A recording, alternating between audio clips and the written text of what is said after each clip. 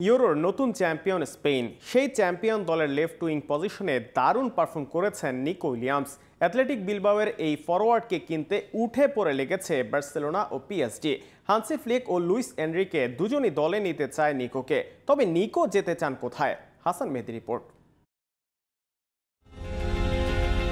ইউরোর নজরকাড়া পারফরম্যান্সের পর ফুটবল বিশ্বে আলোচনার কেন্দ্রে এখন নিকো উইলিয়ামস। বিলবাওয়ের এই ফুটবলারকে ঘিরে আগ্রহ তৈরি হয়েছে ইউরোপের শীর্ষ ক্লাবগুলোর।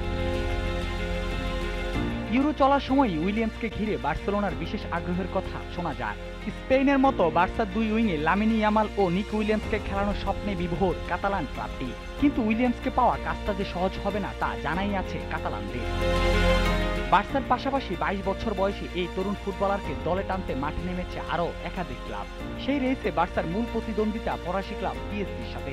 স্প্যানিশ সংবাদ মাধ্যম কাতালোনিয়া রেডিও জানিয়েছে নিকোকে পেতে মরিয়া হয়ে উঠেছে ফ্রেঞ্চ ক্লাব পিএসজি। ফরাসি ক্লাবটির কোচ লুইস এনরিকে স্প্যানিশ হওয়ায় তার স্বদেশী তরুণ তারকাকে নিজের ডেরায় নিতে তার আগ্রহ বেশি। শুধু এইটুকুতে শেষ নয়, রীতিমতো টাকার বস্তা নিয়ে নামতে যাচ্ছে প্যারিসের ক্লাবটি। উইলিয়ামসকে পেতে বার্সার চেয়ে দ্বিগুণ অর্থ দিতেও রাজি পিএসজি।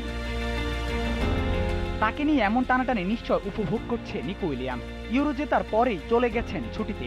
আনন্দ উদযাপন শেষে হয়তো সিদ্ধান্ত নেবেন বার্সেলোনা নাকি প্যারিস, কোন শহরকে আপন করবেন নিকো। হাসান মেহেদী, জিটিভি নিউজ।